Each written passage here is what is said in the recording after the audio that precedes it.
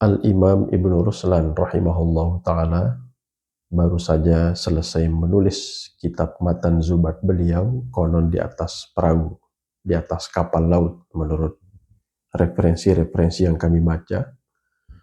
Kemudian beliau mengikat kitab tersebut, mengikat batu di atas bagian atas dan di satu batu di bagian bawah, supaya kitab ini segera tenggelam ke dasar lautan.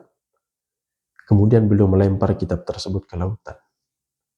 Ini menimbulkan pertanyaan di benak sahabat-sahabat beliau yang ikut serta bersama beliau ketika itu. Tuan Imam, mengapa Tuan membuang kitab itu ke lautan?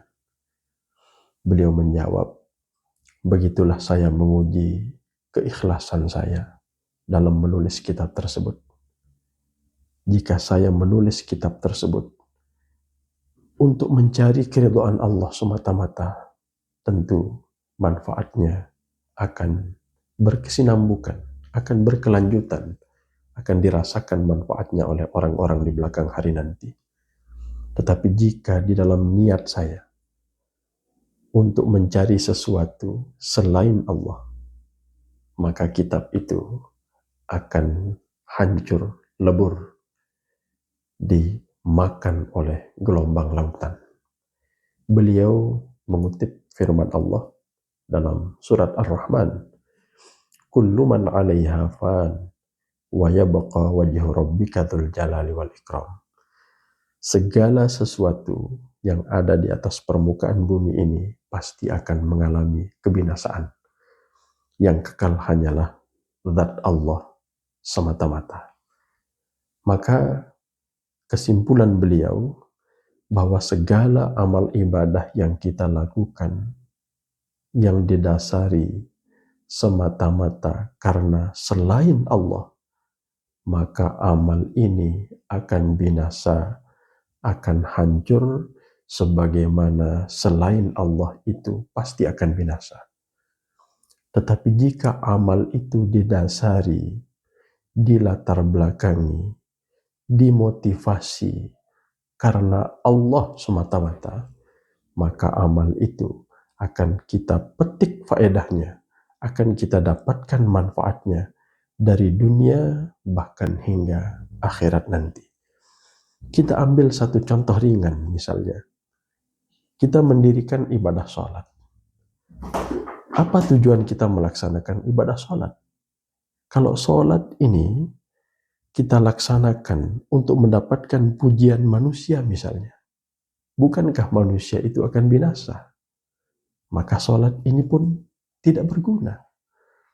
Kita mendirikan sholat untuk mendapatkan keuntungan materi, untuk mendapatkan uang misalnya, semata-mata materi, semata-mata uang. Bukankah uang materi itu ada akhirnya? Maka sholat ini pun ada akhirnya. Tetapi jika sholat ini kita laksanakan, kita dirikan semata-mata untuk mencari keridhaan Allah, maka sholat ini akan menyelamatkan kita dari dunia hingga akhirat nanti. Demikian juga amal ibadah yang lain. Kita bersedekah. Karena apa kita bersedekah? Kita menyampaikan dakwah di media sosial misalnya. Jika untuk memperoleh keuntungan materi semata-mata, maka ini tidak ada gunanya.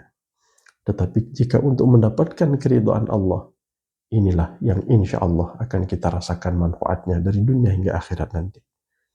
Kita melantunkan ayat-ayat suci Al-Quran. Kita berdakwah, kita berpidato. Jika niat kita selain karena Allah, semata-mata untuk mendapatkan keuntungan materi, maka kita sudah tertipu oleh amal kita sendiri. Tetapi mudah-mudahan amal ibadah kita semakin hari semakin baik.